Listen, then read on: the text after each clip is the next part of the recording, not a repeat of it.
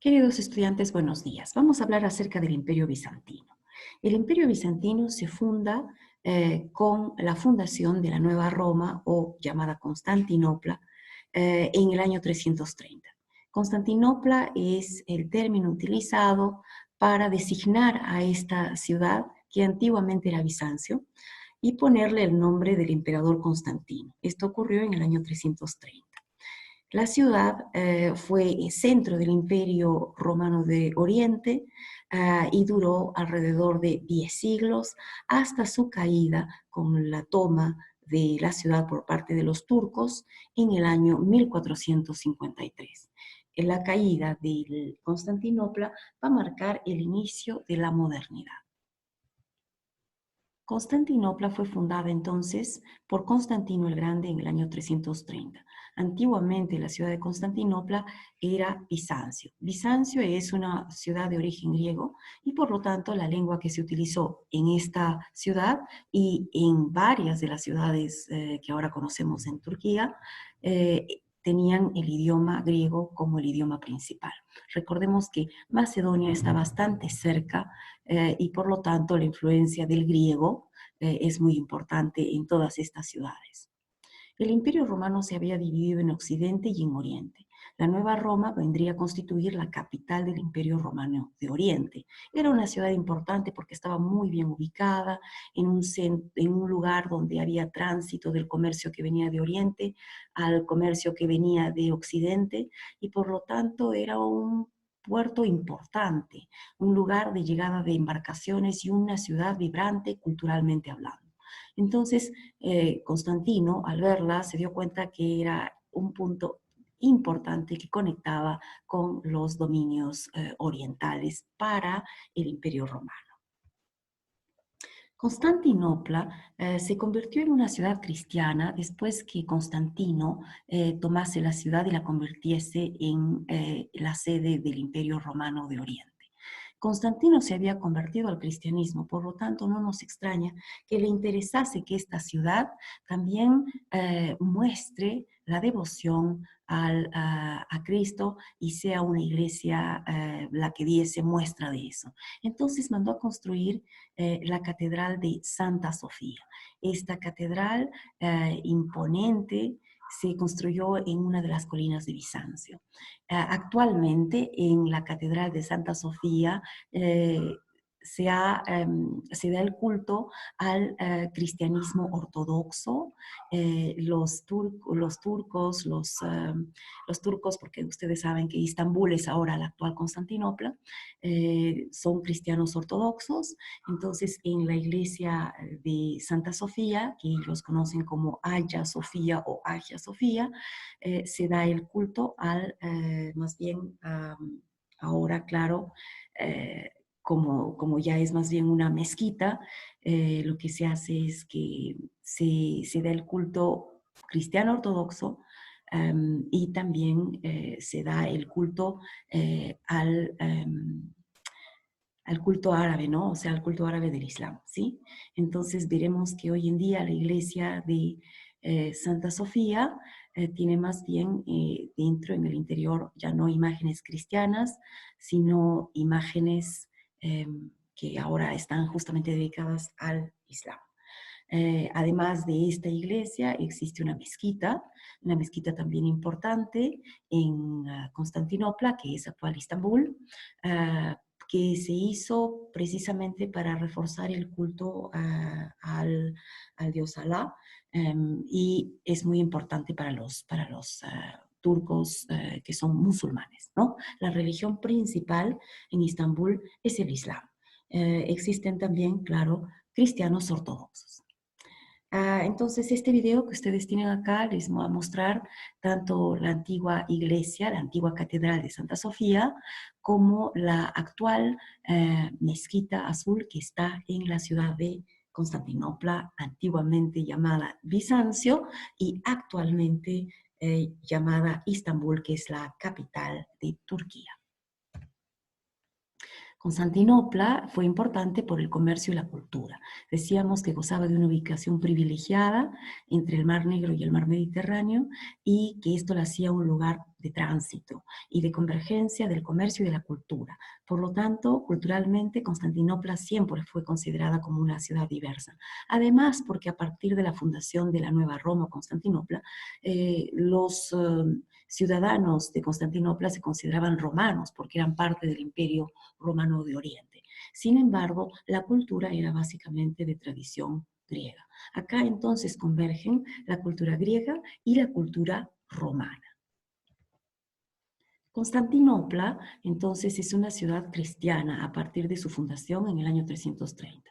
Y acá se nota que hay un gran interés en el desarrollo de la doctrina católica. Acá en Constantinopla vamos a encontrar a varios padres de la iglesia que son esos sacerdotes o doctrinarios que crean parte de la fundación doctrinaria de la iglesia católica. Hubieron varios de ellos. El último padre griego de la iglesia, que fue un doctrinario o padre de la iglesia, como entendemos, doctrinario, no padre como sacerdote, sino padre como aquel que se dedica a desarrollar teóricamente la doctrina de la Iglesia Católica, fue San Juan Damasceno. Los padres de la Iglesia defendieron a la Iglesia de las herejías que aparecían de vez en cuando, y muchas de ellas en el mundo oriental, y que atacaban la doctrina de la Iglesia Católica. Entonces los padres de la Iglesia lo que hacían era estudiar doctrinariamente la fundación doctrinaria de los dogmas de la fe para poder defenderse de las doctrinas que eran más bien consideradas heréticas. Una de esas doctrinas heréticas fue el arrianismo. Arrio era un sacerdote de la ciudad de Alejandría que cuestionó la naturaleza divina de Jesucristo y la supeditó o subordinó al Padre, a Dios Padre Creador, diciendo que Cristo había sido creado y él había emergido de la nada, por lo tanto, él no era realmente Dios. Entonces, al no creer en la Trinidad, esto básicamente era un ataque directamente al dogma de la Trinidad de la Iglesia Católica y constituía herejía. Constantino, al darse cuenta de los problemas que causaba el arrianismo en distintas provincias del imperio, decidió convocar al concilio de Nicea en el año 325 para así poder resolver y dar respuesta a los problemas que había traído consigo el arrianismo y que se estaba notando y se practicaba en diferentes provincias del Imperio Bizantino.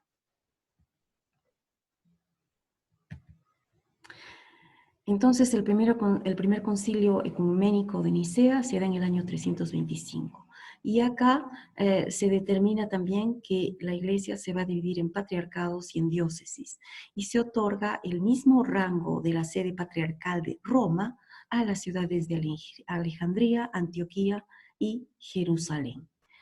Constantinopla también va a constituir una de estas ciudades importantes que reciben el título de patriarcados en cuanto a la iglesia, en cuanto a la organización o gobierno de la iglesia en el mundo oriental.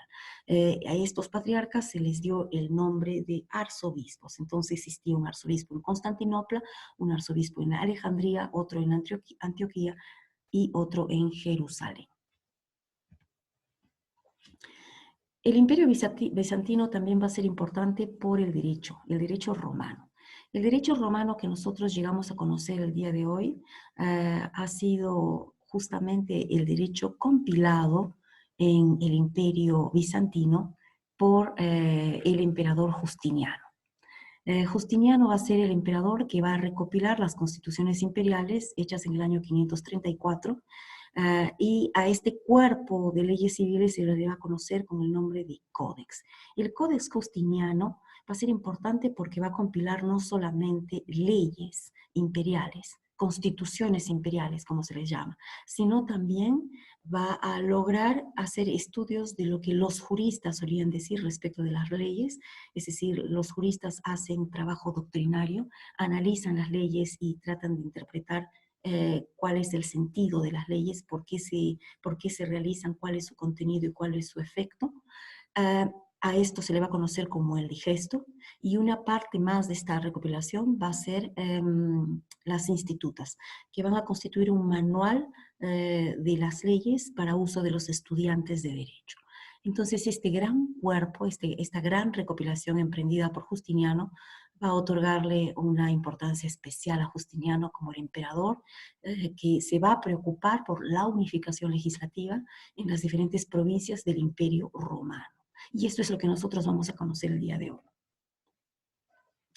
En el Imperio Bizantino nos vamos a dar cuenta que existe entonces tanto el uso del latín como el uso del griego. El griego es la lengua común, el koiné. El koiné, recuerden, el koiné de la época de Alejandro Magno. Esta va a ser la lengua común en las diferentes provincias del imperio. Sin embargo, el idioma administrativo, el idioma del derecho va a ser el latín. De ahí que nos demos cuenta que existe esta multiculturalidad en el Imperio Bizantino, que no solamente se reduce a una multiculturalidad de la utilización de diferentes lenguas habladas, sino también escritas. Van a haber textos producidos en latín, sobre todo de carácter administrativo, y textos producidos en griego que van a constituir parte de la base educativa y literaria del mundo bizantino. Como muchas de las provincias del Imperio Bizantino se perdieron por las luchas contra otros imperios, por ejemplo el Imperio Otomano, entonces poco a poco se redujo la población romana y cada vez la población era sobre todo bizantina y hablaba el griego. Otra cosa importante que sucede durante el Imperio Bizantino en el siglo VIII es la crisis iconoclasta, que va a tener como consecuencia la pérdida de mucho arte bizantino. ¿Por qué? Porque en esta época hubo un emperador, el emperador León III, y su hijo sucesor, Constantino el V, que fueron en contra de las imágenes y del culto a las imágenes sagradas. Entendían que la iglesia no podía, digamos, dedicarse, o los fieles cristianos no podían dedicarse al culto a las imágenes porque esto podía entenderse como un culto directo, una idolatría directa, o sea, un culto directo como considerar que Dios es la imagen, Cristo es la imagen, y por lo tanto cuando uno idolatra la imagen está adorando a Cristo, la imagen representaría a Dios. Y obviamente la iconoclasia es una herejía. Por lo tanto, la iconoclasia rechazaba este culto a las imágenes sagradas y en este momento lo que se hizo fue, con una ley promulgada por el emperador León III, se destruyeron muchas imágenes sagradas, considerando que eso purificaba la vida cristiana y que era mucho mejor no tener imágenes. Esto fue contraproducente porque muchos fieles se opusieron a este rechazo al culto a las imágenes. La Iglesia romana, con el tiempo, posteriormente, en siglos más adelante, con la Reforma Católica, va a reforzar que es importante el culto a las imágenes. Sin embargo, en esta época, con los emperadores, se dio esta lucha contra las imágenes. Entonces, mucho arte sagrado fue destruido en las iglesias. Algunas iglesias fueron incendiadas, saqueadas, y hubo una gran pérdida del arte griego, cristiano, para el mundo católico. Esta imagen que ustedes ven al costado es una imagen del pintor Domenico Morelli titulada Los iconoclastas. Algo importante es que después de este periodo iconoclasta, que rechaza las imágenes sagradas, surge un nuevo periodo, una época de producción artística tanto en la pintura como en la literatura.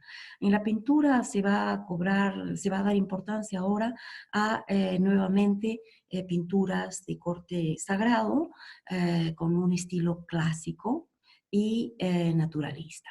Y van a aparecer también imágenes en mosaicos en las iglesias. Esto se va a notar, por ejemplo, imágenes de la Virgen en mosaicos, la Virgen con el niño en mosaicos. También va a existir producción literaria, alguna de esta producción va a ser de carácter político. Van a haber textos relacionados con el gobierno. Y esto también va a ser importante para el mundo bizantino. La educación se va a revitalizar y se va a dar importancia a una iglesia que era la Pandidacterion, que va a constituir un inglés importante donde los principales estudios enseñados van a ser las matemáticas. Muy bien, chicos, los dejo ahí y nos vemos en nuestro próximo video. Gracias.